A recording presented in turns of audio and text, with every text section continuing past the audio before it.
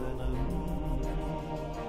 வாழ்வளிக்கும் இறை வசனமே.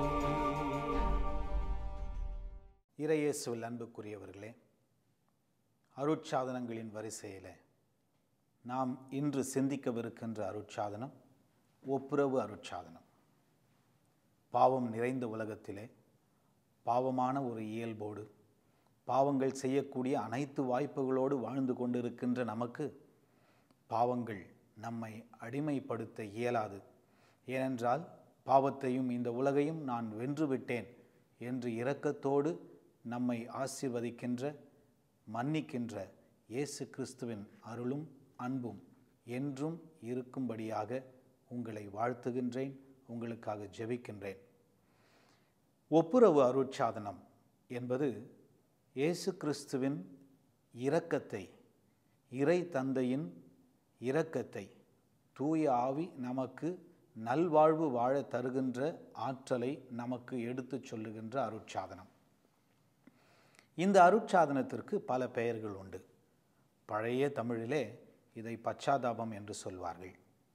அதன் பிறகு இதை பாவ சங்கீர்த்தனம் என்று அழைத்தார்கள். இன்று ஒப்புரவு அருட்சாதனம் என்று அழைக்கின்றோம். பச்சாதாபம் என்று சொல்லும்போது நம்முடைய பாவத்திற்காக நாம் வருந்துகின்ற, அந்த வருத்தத்தின் காரணமாக மேற்கொள்ளுகின்ற ஒரு சில ஒருத்தல் முயற்சிகளை அது எடுத்து சொல்லுகின்றது. ஆகவே இந்த அருட்சாதனம் நாம் பாவத்திலிருந்து திரும்பிய நிலையில் இறைவனோடு உறவு கொள்ள, இறைவனிடம் திரும்பி வர செய்கின்ற முயற்சிகள் என்பதை அடிகோடிடுகின்றது. அதன் பிறகு பாவ சங்கீர்த்தனம் என்ற ஒரு பெயரில் இந்த அருட்சாதனத்தை வழங்கிய போது நாம் பாவத்தை அறிக்கையிடுகின்ற அந்த நிலையை நமக்கு எடுத்து சொல்லுகின்றது.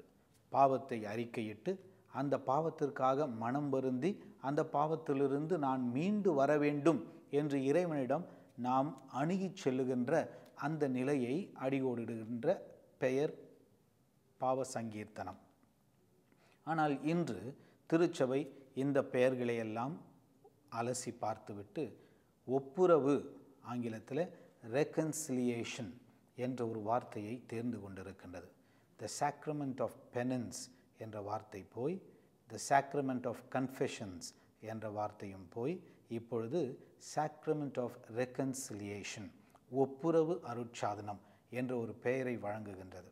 இந்த பெயர் மாற்றத்திற்கு அல்லது பெயரை சற்றே நாம் வேறு விதத்திலே புரிந்து கொள்வதற்கு ஒரு பொருள் இருக்கின்றது. ஏனென்றால் நம் பாவங்களை முன்னிறுத்தாமல், நாம் செய்கின்ற ஒருத்தல் முயற்சிகளை முன்னிறுத்தாமல், இவையெல்லாம் எதற்காக செய்யப்படுகின்றன என்பதை முன்னிறுத்தி இறைவனோடு நல்லுறவு கொண்டு, இறைவனோடு எந்த பிரிவினையும் இல்லாமல், இறைவனுக்கும் நமக்கும் நடுவே எந்த ஒரு தடுப்பு சுவரும் இல்லாமல் நாம் வாழ்கின்ற ஒரு நிலையை முன்னிறுத்துகின்ற ஒரு அழகான பெயர் இது, ஒப்புரவு அருட்சாதனம், ரெக்கன்சிலியேஷன். கன்சிலியேஷன் என்று சொன்னால் எல்லாம் ஒரு நிலையில் இருப்பது, அல்லது எல்லாம் ஒருமித்து இருப்பது, அல்லது எல்லாம் ஒரு ஸ்டேயிங் இன் அ பேலன்ஸ் என்று சொல்வார்கள். அப்படிப்பட்ட ஒரு நிலையில் இருப்பது. ரெக்கன்சிலியேஷன் என்று சொன்னால் இயேசு கிறிஸ்துவின் வழியாக ஒரு காலத்திலே மிக அழகாக எந்த ஒரு பிரச்சனையுமின்றி அமைதியான சூழல், இறைவனுக்கும் மனிதனுக்கும் இடையே உறவு, மனிதருக்கும் இடையே உறவு, சமுதாயத்திலே நல்லுறவு, சமுதாயத்திலே அமைதி, மகிழ்ச்சி என்றவை இருந்த ஒரு காலம். அந்த ஒரு காலம் ஏன் அகன்று போனது? மனிதனுடைய பாவ சூழல்களால், பாவ இயல்புகளால். ஆகையால் இந்த பாவ சூழலையும் பாவ இயல்பையும் அகற்றி இயேசு கிறிஸ்து மீண்டும் நமக்கு அந்த நல்லுறவை இறைவனோடும் மற்றவர்களோடும் நம்மோடும் இயற்கையோடும் உலகோடும் இருக்கின்ற அனைத்தோடும் நல்லுறவை ஏற்படுத்துகின்ற ஒரு அருட்சாதனம். ஆகையால் தான் இதை ஒப்புரவு அருட்சாதனம், சாக்ரமெண்ட் ஆஃப் ரெக்கன்சிலியேஷன் என்று வழங்கலாம் என்பதை திருச்சபை நமக்கு இன்று அறிவுறுத்துகின்றது. ஒப்புரவு அருட்சாதனத்தை குறித்து நாம் பல காரியங்களை எத்தனையோ முறை பல சூழல்களிலே சிந்தித்திருக்கின்றோம். ஒவ்வொரு முறையும் தவக்காலம் வரும்போது இந்த அருட்சாதனத்தை குறித்து பல நேரங்களிலே பலரும் பேசுவது உண்டு. ஏனென்றால் தவக்காலம் என்பது இறைவனிடம் திரும்பி வர நம்மை அழைக்கின்ற காலம். அந்த காலத்தில் ஒப்புரவு அருட்சாதனத்தை குறித்து ஆழமான சிந்தனை என்பது மிக மிக தெளிவான ஒரு தேர்வு. அப்படி மட்டுமல்ல, வெறும் தவக்காலத்திற்கு மட்டுமல்ல, ஆனால் நம்முடைய கிறிஸ்தவ வாழ்வு, இறைவனோடு ஒன்றித்த வாழ்வு எப்பொழுதுமே இந்த ஒப்புரவு அருட்சாதனத்தை நம்முடைய உள்ளத்திற்கு மிக அருகாமையில் வைத்து வாழுகின்ற ஒரு வாழ்வாக இருத்தல் வேண்டும். ஏனென்றால் நம்முடைய மனித இயல்பிலே பல நேரங்களிலே நாம் வெகு எளிதாக பாவ சூழலிலே விழுந்து விடுகின்றோம். நம்முடைய தேர்வுகள் எதை நாம் தேர்ந்து கொள்கின்றோமோ அவையெல்லாம் நம்மை பாவத்திற்கு இழுத்து சென்று விடுகின்றன. ஆனால் இறைவனுடைய இரக்கம் இவற்றையெல்லாம் விட பெரியது. நாம் இறைவனிலே திரும்பி வர வேண்டும் என்று சொன்னால், நாம் இறைவனுடைய உறவில் திரும்பவும் இணைய வேண்டும் என்று நினைத்தால், உண்மையாகவே நம்முடைய செயல்களுக்கு நாம் மனம் வருந்தினால், நம்மை உடனே தன்னுடைய அரவணைப்பிலே ஏற்றுக்கொள்ள இறைவன் தயாராக இருக்கின்றார் என்பதை நமக்கு தெளிவாக எடுத்து சொல்லுகின்ற அருட்சாதனம் இது. அப்படிப்பட்ட ஒரு அருட்சாதனத்தை நாம் இன்று சிந்திக்கும்போது எப்படி புரிந்து கொள்வது, அல்லது எப்படி ஏற்றுக்கொள்வது, எப்படி அதை கொண்டாடுவது, எப்படி அதை நம்முடைய வாழ்க்கையிலே விளைவுகள் பல தரக்கூடிய ஒரு நிகழ்வாக மாற்றுவது என்ற சிந்தனைகளோடு இன்று கிறிஸ்து நமக்கு சொல்லிக் கொடுக்கின்ற ஒரு பாடத்தை நாம் இன்று நம்முடைய மனதில் ஏற்போம். தவக்காலத்தில் பல நேரங்களிலே பயன்படுத்தப்படுகின்ற கிறிஸ்து சொன்ன ஒரு உவமை. இந்த உவமையின் மூலமாக கிறிஸ்துவே நமக்கு பாவ சங்கீர்த்தனம் அல்லது ஒப்புரவு அருட்சாதனம் என்றால் அது எப்படி நிகழ்த்தப்பட வேண்டும், அது எப்படிப்பட்டதாக இருக்க வேண்டும், அந்த நிகழ்வு எதை குறித்து காட்டுகின்றது என்பதை மிக தெளிவாக ஒரு கதையாக எடுத்து சொல்லியிருக்கின்றார். இந்நேரம் உங்களுக்கு அந்த உவமை என்ன என்பது தெரிந்திருக்கும். ஊதாரி மைந்தனின் உவமையைத்தான் குறிப்பிடுகின்றேன். ஊதாரி மைந்தனின் உவமையிலே நாம் பார்க்கும்போது அது வெறும் ஒரு சாதாரண தந்தைக்கும் தன்னுடைய மகனுக்கும் இடையே இருக்கின்ற ஒரு உறவை மட்டும் நமக்கு எடுத்து சொல்லவில்லை. ஆனால் இறை தந்தைக்கும் நமக்கும், இறை தந்தைக்கும் எல்லா பிள்ளைகளுக்கும் இடையே இருக்கின்ற உறவை நமக்கு எடுத்து சொல்லுகின்ற ஒரு உவமையாக இருக்கின்றது. அந்த உவமையிலே கிறிஸ்து மிக தெளிவாக இறை தந்தையின் மனநிலை எப்படிப்பட்டதாக இருக்கின்றது, பாவத்தினாலே நாம் நமக்கே உருவாக்கி கொள்ளுகின்ற நிலை எப்படிப்பட்டதாக இருக்கின்றது, பாவத்தின் நிலையிலிருந்து நாம் இறை தந்தையிடமிருந்து வர எண்ணினால் எப்படிப்பட்ட நிலைகள் தேவைப்படுகின்றது, இறைவன் எப்படிப்பட்ட ஒரு மனதோடு நம்மை ஏற்றுக்கொள்ளுகின்றார் என்பதையெல்லாம் மிக தெளிவாக எடுத்து சொல்லுகின்றார். உண்மையிலேயே ஒப்புரவு அருட்சாதனத்தை குறித்து நாம் சிந்திக்கும் போது திருச்சபை நமக்கு ஒப்புரவு அருட்சாதனத்தை எப்படி நாம் பங்கெடுக்க வேண்டும், பெற்றுக்கொள்ள வேண்டும் என்று எடுத்து சொல்லும்போது, மறைக்கல்வியில் நாம் சிறு பிள்ளைகளாக இருக்கும் பொழுது படித்த அந்த ஒரு கேள்வியை நம்முடைய உள்ளத்தில் திரும்பவும் கொண்டு வருவோம். நல்ல பாவ சங்கீர்த்தனம் செய்ய அல்லது நல்ல ஒப்புரவு அருட்சாதனத்தில் பங்கு பெற நாம் மேற்கொள்ள வேண்டிய படிகள் எத்தனை, அவை யாவை என்று நாம் படித்திருக்கின்றோம். எத்தனை? 5 படிநிலைகள். 5 படிநிலைகளில் நாம் இந்த ஒப்புரவு அருட்சாதனத்தை கொண்டாடலாம். அப்படி கொண்டாடும்போது, அந்த ஒப்புரவு அருட்சாதனத்தில் பங்கு பெறும்போது, அந்த ஒப்புரவு அருட்சாதனத்தை பெற்றுக்கொள்ளும்போது நாம் உண்மையிலே இறைவனோட உறவில் மீண்டும் இணைகின்றோம் என்பதை நமக்கு திருச்சபை சொல்லுகின்றது. அப்படி அந்த 5 படிநிலைகள் என்னென்ன என்று சிந்தித்து பார்த்தோமே ஆனால் அவற்றை இயேசு கிறிஸ்து அன்றே இந்த ஊதாரி மைந்தன் உவமையில் மிக தெளிவாக எடுத்து சொல்லியிருக்கின்றார். அதை உங்களோடு பகிர்ந்து கொள்ள விரும்புகின்றேன். அதை நாம் பகிர்ந்து கொள்ளும் பொழுது, அதை குறித்து நாம் சிந்திக்கும் பொழுது, இயேசு கிறிஸ்துவின் மனதில் இந்த ஒப்புரவு அருட்சாதனம் எப்படிப்பட்டதாக இருந்தது என்பது நமக்கு தெளிவாக புரிகின்றது. இந்த ஊதாரி மைந்தனின் உவமையை நாம் லூக்கா நற்செய்தி 15ஆம் அதிகாரத்தில் பார்க்கின்றோம். 11ஆம் வசனத்திலிருந்து அதை படிக்க படிக்க இந்த ஒப்புரவு அருட்சாதனத்தின் படிநிலைகளும் மிக அழகாக நம்முடைய உள்ளத்திற்கு வருவதை நாம் இங்கு காணலாம்.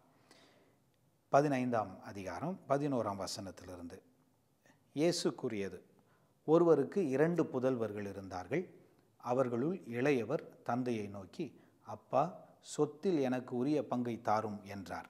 அவர் சொத்தை அவர்களுக்கு பகிர்ந்தளித்தார். சில நாள்களுக்குள் இளைய மகன் எல்லாவற்றையும் திரட்டி கொண்டு தொலை நாட்டிற்கு நெடும் பயணம் மேற்கொண்டார். அங்கு தாறுமாறாக வாழ்ந்து தம் சொத்தையும் பாழாக்கினார். 13வது வசனம் வரைக்கும் படித்திருக்கின்றோம். இங்கு என்ன சொல்ல வருகின்றார்? பாவம். பாவம் என்றால் என்ன என்பதை மிக அழகாக இங்கு சொல்லுகின்றார். பாவம் என்றால் என்ன? இறைவனுக்கு உகந்த பிள்ளைகளாக வாழ வேண்டும், இறைவனுக்கு கீழ்ப்படுகின்ற பிள்ளைகளாக வாழ வேண்டும், இறைவனுடைய சித்தத்தை ஏற்று வாழ வேண்டும். இவையெல்லாம் கிறிஸ்தவ பிள்ளைகளுக்கு, கிறிஸ்தவர்களுக்கு இறைவன் தருகின்ற ஒரு கட்டளை. ஆனால் இங்கு நாம் பார்க்கும் பொழுது அந்த இளைய மகன் அப்பாவை பார்த்து, நான் உம்மை விட்டு பிரிந்து போக நினைக்கின்றேன், நான் உம்மை விட்டு தூர போக நினைக்கின்றேன், நாம் உன்னிலிருந்து சுதந்திரமாக வாழ விரும்புகின்றேன், உம்முடைய கட்டுப்பாட்டிலே வாழ நான் விருப்பப்படவில்லை என்று சொல்லுகின்றான். அப்பாவை பார்த்து, என்னுடைய சொத்தை எனக்கு பிரித்து கொடுங்கள் என்று சொல்லுகின்றான். இது எதை குறிக்கின்றது என்று சொன்னால், மனித இயல்பிலே கடவுளுக்கு எதிராக சிந்திக்கின்ற, கடவுளுக்கு எதிராக செயல்படுகின்ற அந்த நாட்டத்தை இது குறிக்கின்றது. பல வேளைகளில் இந்த நாட்டம் நமக்குள்ளாக வரும். இதுதான் சரி, இப்படிதான் வாழ்க்கையை வாழ வேண்டும், இதுதான் கடவுள் வகுத்த திட்டம் என்று நமக்கே தெரியும். தெரிந்தும் கூட ஏன் இப்படி வாழ வேண்டும், ஏன் இப்படியே தான் வாழ வேண்டுமா, ஏன் வேறு வழியில் வாழ முடியாதா, ஏன் இது சரியில்லையா என்று நமக்குள்ளாக நாம் கேட்கின்ற கேள்விகள் நமக்கே தவறென்று தெரிந்தாலும் அதை நாம் நியாயப்படுத்துகின்றோம். இதிலிருந்து தான் பாவம் பிறக்கின்றது. இந்த சிறுவனைப் போல, இந்த இளைய மகனைப் போல நாமும் பல நேரங்களில் சில வினாக்களை நமக்குள்ளாக எழுப்பிக் கொள்ளும்போது, கடவுளுக்குரிய திட்டங்களை கேள்விக்குறியாக்கும் போது, கடவுள் நமக்கு வகுத்து தந்திருக்கின்ற இயற்கை நேதிகளை நாம் கேள்விக்குறியாக்கும் போது பாவ நாட்டத்தை நோக்கி நாம் செல்லுகின்றோம். அவ்வாறு பாவ நாட்டத்தை நோக்கி நாம் செல்லும்போது என்ன நடக்கின்றது என்பதை அடுத்த வசனமே நமக்கு சொல்லுகின்றது. சில நாள்களுக்குள், அப்படி கேட்கின்ற சில நாள்களுக்குள், அப்படி கேட்கின்ற சில வருடங்களுக்குள், அல்லது அப்படி கேட்கின்ற ஒரு காலத்திலேயே நாம் என்ன செய்கின்றோம், நமக்குள்ளாக இறைவனிடமிருந்து தொலை நாட்டிற்கு நெடும் பயணம் மேற்கொள்ளுவர்களாக நம்மையே நாம் மாற்றிக்கொள்கின்றோம். இறைவனை விட்டு விலகி சென்று விடுகின்றோம், இறைவனை விட்டு தூர சென்று விடுகின்றோம். இதுதான் பாவம். இறைவனை விட்டு விலகி நிற்பது, இறைவனுடைய உறவிலே விரிசல் காண்பது, இறைவனோடு இருக்கின்ற அந்த ஒற்றுமையான ஒருமனப்பட்டு வாழுகின்ற அந்த வாழ்விலே ஒரு விரிசலை பார்ப்பது, பிரிவினையை பார்ப்பது, இதுதான் பாவம் என்பதை நமக்கு எடுத்து சொல்லுகின்றார். அப்படி என்றால் நாம் செய்கின்ற செயல் மிகப்பெரிய செயலாக இருந்தால் தான் அது பாவமா? கொலை செய்தால்தான் அது பாவமா? பெரும்பொருளை திருடினால்தான் அது பாவமா? இல்லை. இறைவனை விட்டு பிரிகின்ற, இறைவனுடைய வாழ்க்கை முறையை விட்டு விலகி நிற்கின்ற சிறிய சிந்தனை கூட பாவம்தான். இதை தான் இயேசு கிறிஸ்து மத்தேயு 5ஆம் நற்செய்தியில் சொல்லும்போது, கொலை செய்வது பாவம் என்று சொல்ல கேள்விப்பட்டிருப்பீர்கள், ஆனால் நான் உங்களுக்கு சொல்லுகின்றேன், கோபப்படாதீர்கள், தீர்ப்பிடாதீர்கள், அதுவே பாவம் என்று சொல்லுகின்றார். சிந்தனையிலும் கூட நாம் இறைவனை விட்டு பிரியும் போது, சிறிய செயல்பாடுகளிலும் கூட நாம் இறைவனை விட்டு பிரியும் போது அது பாவமாக மாறுகின்றது. சிறிய செயல்தானே, சாதாரண செயல்தானே என்று நாம் நியாயம் கற்பிக்க கூடாது என்பதை மிக தெளிவாக இந்த எடுத்துக்காட்டு நமக்கு தருகின்றது. சரி, மேலே படிப்போம். 14வது வசனத்தில் நாம் பார்க்கின்றோம், அனைத்தையும் அவர் செலவழித்தார், பின்பு அந்த நாடு முழுவதும் கொடிய பஞ்சம் ஏற்பட்டது, அப்பொழுது அவர் வறுமையில் வாடினார். பாவத்தினாலே இறைவனை விட்டு நாம் விலகி செல்லும் போது, அந்த பாவத்திலே வாழும்போது தொடக்கத்திலே நமக்கு ஒரு மகிழ்ச்சியையும், நமக்கு உள்ளார ஏதோ ஒரு ஆங்கிலத்தில் சொல்லுவேன், கிவ்ஸ் யூ அ த்ரில். ஆனால் அப்படியே கொஞ்ச நாள் போன பிறகு நமக்குள்ளாக ஒரு வெறுமை வருகின்றது, நமக்குள்ளாக ஒரு குற்ற உணர்வு வருகின்றது, நமக்குள்ளாக ஒரு அர்த்தமற்ற தன்மை வருகின்றது. அந்த பாவத்திலே வீழ்ந்து கிடக்கின்றவர்களுடைய முகங்களையும் அவருடைய உள்ளத்தையும் பார்க்கும்போது, சில நேரங்களிலே அவர் வாழுகின்ற வாழ்க்கையை பார்க்கும்போது அந்த வாழ்க்கை விரக்தி நிறைந்த வாழ்க்கையாக, பொருளற்ற ஒரு வாழ்க்கையாக, வெறுமை நிறைந்த ஒரு வாழ்க்கையாக இருப்பதை நாம் பார்க்கின்றோம். அவர்களே அவ்வாறு உணர்வதையும் நாம் பார்க்கின்றோம். இதுதான் பாவநிலை. அவன் தந்தையை விட்டு விலகி சென்ற பிறகு அங்கு பஞ்சம் வந்தது என்றால், சாப்பிடக்கூட எதுவும் இல்லாமல் வறுமையிலே வாடினான் என்று சொன்னால் அது நம்முடைய வாழ்க்கை நிலையை குறித்து காட்டுகின்றது. பாவத்தினாலே நமக்கு வருகின்ற வாழ்க்கை நிலையானது வெறுமையான ஒரு வாழ்க்கை நிலையாக, வறுமைகள் நிறைந்த ஒரு வாழ்க்கை நிலையாக, ஒரு பொருளற்ற ஒரு வாழ்க்கை நிலையாக மாறிவிடுகின்றது என்பதை கிறிஸ்து நமக்கு இந்த உவமையிலே எச்சரிக்கின்றார். சரி, அப்படிப்பட்ட ஒரு பாவ நிலைக்கு சென்று விட்டோம், அப்படிப்பட்ட ஒரு வெறுமையை நமக்குள்ளாக நாம் உணர்கின்றோம். இவ்வாறு உணரும்போது, இந்த பாவ நிலையிலே வாழும்போது, என்னோடு அல்லது இறைவனோடு எனக்கு இருக்கின்ற அந்த உறவை நான் புதுப்பித்து கொள்ள வேண்டும், இந்த பாவ நிலையை நான் களைந்து விட வேண்டும் என்று நான் எண்ணினேன் என்று சொன்னால் எப்படி திரும்பி வருவது? அதற்கான 5 படிநிலைகள், ஒப்புரவு அருட்சாதனத்திற்கான 5 படிநிலைகள், இதை கிறிஸ்து நமக்கு இந்த உவமையிலே சொல்லுகின்றார். தொடர்ந்து அதை பார்ப்போம். 15வது வசனத்தில், அந்நாட்டு குடிமக்களுள் ஒருவரிடம் அண்டி பிழைக்கச் சென்றார். அவர் அவரை பன்றி மேய்க்க தம் வயல்களுக்கு அனுப்பினார். அவர் பன்றிகள் தின்னும் நெற்றுகளால் தம் வயிற்றை நிரப்ப விரும்பினார்.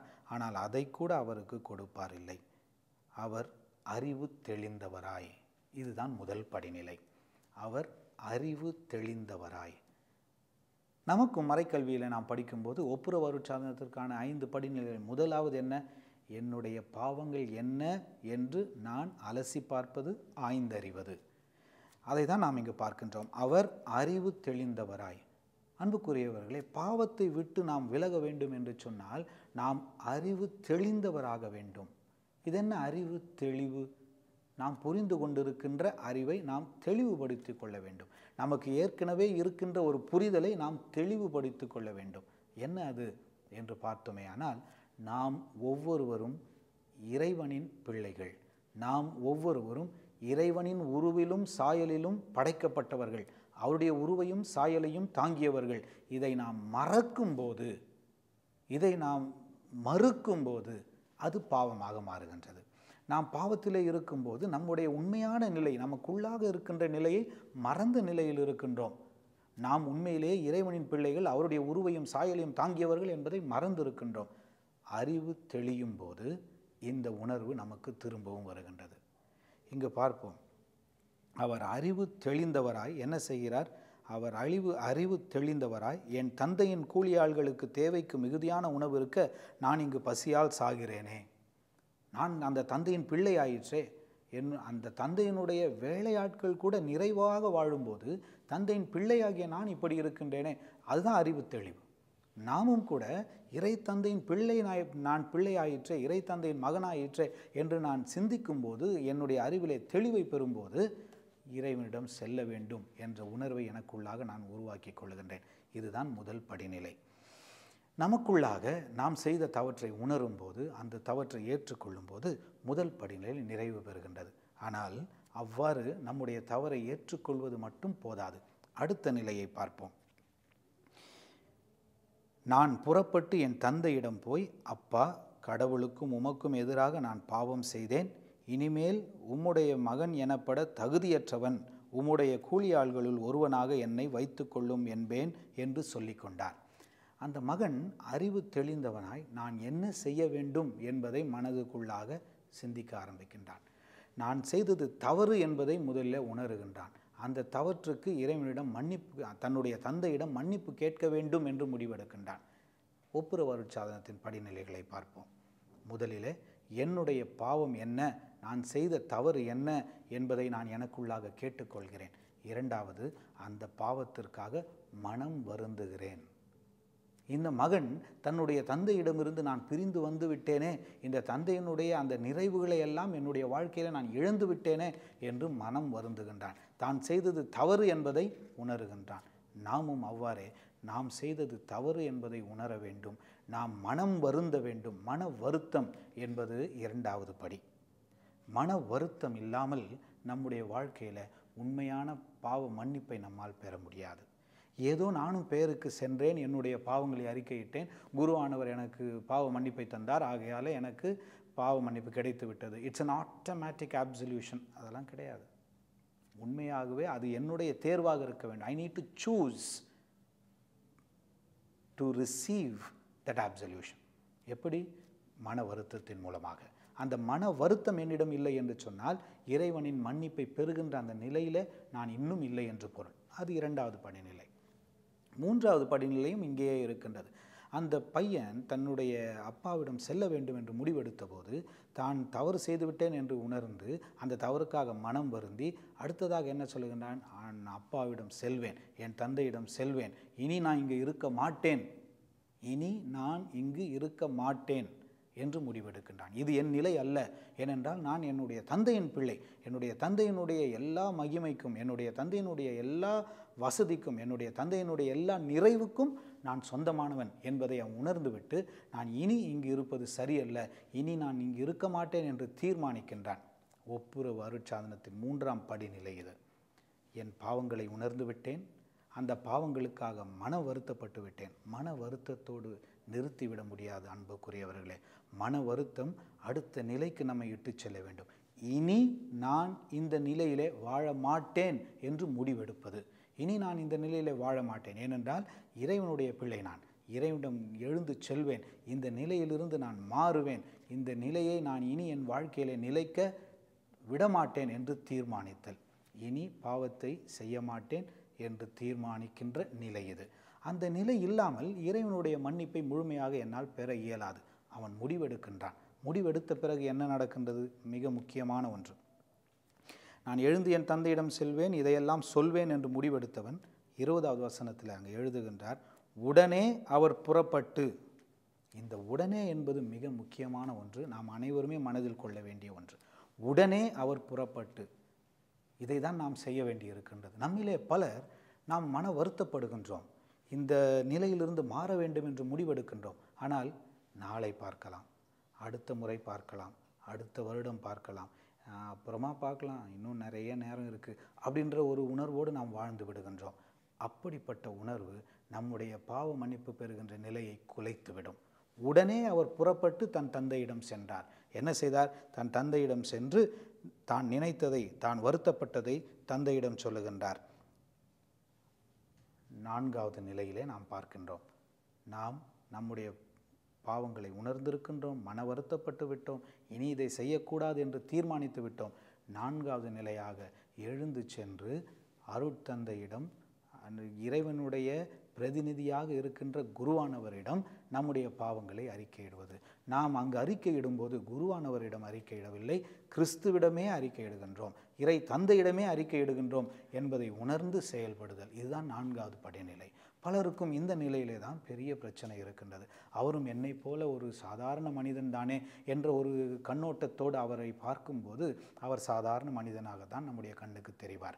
ஆனால் இயேசு கிறிஸ்து தன்னுடைய சீடர்களை பார்த்து, யாருடைய பாவங்களை நீங்கள் மன்னிப்பீர்களோ அவர்களுடைய பாவங்கள் மன்னிக்கப்படும், யாருடைய பாவங்களை நீங்கள் மன்னியாது விடுவீர்களோ அவர்களுடைய பாவங்கள் மன்னியாது விடப்படும் என்று சொல்லி அவர்களுக்கு மன்னிக்கின்ற அந்த ஆற்றலை, மன்னிக்கின்ற அந்த பொறுப்பை, மன்னிக்கின்ற அந்த கடமையை இறைவனுடைய பெயராலே, இறைவனுடைய பிரதிநிதியாக மன்னிக்கின்ற அந்த பணியை சீடர்களுக்கு தந்தார். அந்த பணியை தான் குருவானவர்கள் இன்றும் நிறைவேற்றி கொண்டிருக்கின்றார்கள். அப்படி கிறிஸ்துவின் பிரதிநிதியாக அவர்கள் இருக்கின்றார்கள் என்று உணர்ந்து விட்டோம் என்று சொன்னால் அங்கு இருப்பது யார்? இந்த குருவா அந்த குருவா என்ற கேள்வியெல்லாம் நமக்கு எழாது. ஆனால் அங்கு இருப்பது கிறிஸ்துவின் பிரதிநிதி. அவரிடம் சென்று பாவத்தை அறிக்கையிடுவேன். இது 4வது படிநிலை. 5வது படிநிலையாக நாம் பாவத்தை அறிக்கையிடும்போது ஆண்டவர் அங்கு காத்து கொண்டிருக்கின்றார். நாம் என்ன சொல்லுகின்றோம், எதை சொல்லுகின்றோம், எப்படி சொல்லுகின்றோம் என்பதையெல்லாம் விட நாம் சொல்லிவிட்டோம் என்பதே ஆண்டவருக்கு பெரிய மகிழ்ச்சியை அளிக்கின்றது. அதை தான் நாம் பார்க்கின்றோம். அந்த மகன் தந்தையிடம் சென்று இதை அறிக்கையிடும்போது அவன் அறிக்கையிடுவதற்கு முன்பாகவே அந்த தந்தை என்ன செய்கின்றார்? 20வது வசனத்தில் நாம் பார்க்கின்றோம், அவன் தொலையில் வந்து கொண்டிருந்த போதே அவர் தந்தை அவரை கண்டு பரிவு கொண்டு ஓடிப்போய் அவரை கட்டி தழுவி முத்தமிட்டார் என்று சொல்லுகின்றோம். அந்த தந்தை அவன் வருவான் என்ற ஒரு ஆவலோடு காத்து கொண்டிருக்கிறார். எத்தனை வருடங்கள் காத்து கொண்டிருக்கின்றார். அன்புக்குரியவர்களே, நம்மிலே கூட பலர் பேர் பல ஆண்டுகளாக ஒப்புரவு அருட்சாதனத்தை செய்யாமல் இருக்கலாம். 10 ஆண்டுகள், 12 ஆண்டுகள், திருமணமான போது செய்தேன், அதோடு மறந்து விட்டேன், உறுதி பூசல் வாங்கும்போது செய்தேன், அதோடு மறந்து விட்டேன் என்று பலரும் இருக்கலாம். அன்புக்குரியவர்களே, இந்த தந்தை அந்த பிள்ளைக்கு காத்து கொண்டிருந்தது போல இறை தந்தை உனக்காக, மகனே உனக்காக, மகளே உனக்காக காத்து கொண்டிருக்கின்றார். வழிமேல் விழி வைத்து காத்து கொண்டிருக்கின்றார். என் மகன் என் மகள் திரும்பி வருவான் வருவாள் என்று இறைவன் காத்து கொண்டிருக்கின்றார். அந்த ஒப்புரவு அருட்சாதனத்தை நாம் அணுகும்போது நம்மை கட்டி தழுவி முத்தமிட இறைவன் காத்து கொண்டிருக்கின்றார். 4வது படிநிலை இது. அடுத்த படிநிலை என்ன? கட்டி தழுவி முத்தமிட்ட இறைவனுடைய சித்தத்தை செய்வது. குருவானவர் நம்மிடம் ஒரு சில பாடங்களை, ஒரு சில சிறிய அறிவுரைகளை சொல்லுவார். இதை செய்தால் உன்னுடைய வாழ்க்கைக்கு நன்மையாக இருக்கும். அதை நம்முடைய சிரமேறேற்று நாம் செய்யும்போது இறைவனுக்குரிய பிள்ளைகளாக, அவருடைய அன்பிலே இணைந்த பிள்ளைகளாக நாம் மாறுகின்றோம். அந்த 5வது படிநிலையை இந்த பிள்ளைகளை நாம் பார்க்கின்றோம். அவருக்கு நல்ல மோதிரம் அணிவித்து, மிதியடி அணிவித்து, நல்ல உடையை அணிவித்து என்னுடைய பிள்ளை என்று ஏற்றுக்கொள்ளுகின்றார் அந்த தந்தை. அதே போல இறை தந்தையும் நம்மை பார்த்து, என்ன நிலையில் நீ இருந்திருந்தாலும் என்னிடம் திரும்பி வந்து விட்டாய், நீ என் பிள்ளை, என் மகன், என் மகள் என்று ஆறத் தழுவி நம்மை ஏற்றுக்கொள்ளுகின்றார். அந்த தழுவலுக்கு, அந்த முத்தத்திற்கு, அந்த அரவணைப்பிற்கு நம்முடைய நன்றியாக நாம் செய்கின்ற பரிகார செயல்கள், அதுதான் 5வது படிநிலை. இந்த 5 படிநிலைகளிலே இறைவனுடைய மன்னிப்பை, இறைவனுடைய உறவை நாம் பெறுகின்றோம் என்பதை உணர்ந்து நாம் செய்யும்போது உண்மையிலேயே நமக்கும் இறைவனுக்கும் உள்ள உறவு வலுப்படுகின்றது. இந்த வலுவான உறவை உருவாக்க வேண்டும் என்பதே ஒப்புரவு அருட்சாதனத்துடைய குறிக்கோள். நாம் ஒவ்வொருவரும் இந்த ஒப்புரவு அருட்சாதனத்தில் பங்கு பெறும்போது நம்முடைய குறையான நிலைகளை எல்லாம் களைந்துவிட்டு இறைவனுடைய நிறைவிலே பங்கு கொள்கின்றோம் என்பதை நாம் உணர வேண்டும் என்று கிறிஸ்துவும் திருச்சபையும் நம்மை அழைக்கின்றது. ஆகையால் அன்புக்குரியவர்களே, இன்று ஒரு முடிவெடுப்போமா? நமக்கும் இறைவனுக்கும் இடையே தடையாக இருப்பது என்ன? இறைவனை விட்டு தொலைவிலே நாம் வாழுகின்ற அந்த அனுபவத்தை நமக்கு தருவதென்ன? அதை களைந்து விடுவோமா? மீண்டும் ஒரு முறையாக இறைவனோடு நல்ல உறவு கொண்டு வாழ முடிவெடுப்போமா? அதற்காக, அந்த வரத்திற்காக, அந்த ஒரு மனநிலைக்காக இப்பொழுது ஜெபிப்போம். எங்கள் தாயும் தந்தையுமான இறைவா, உம்முடைய திருமகன் வழியாக உம்முடைய மீட்பை நீர் பாவ மன்னிப்பின் வழியாக தந்தீர்.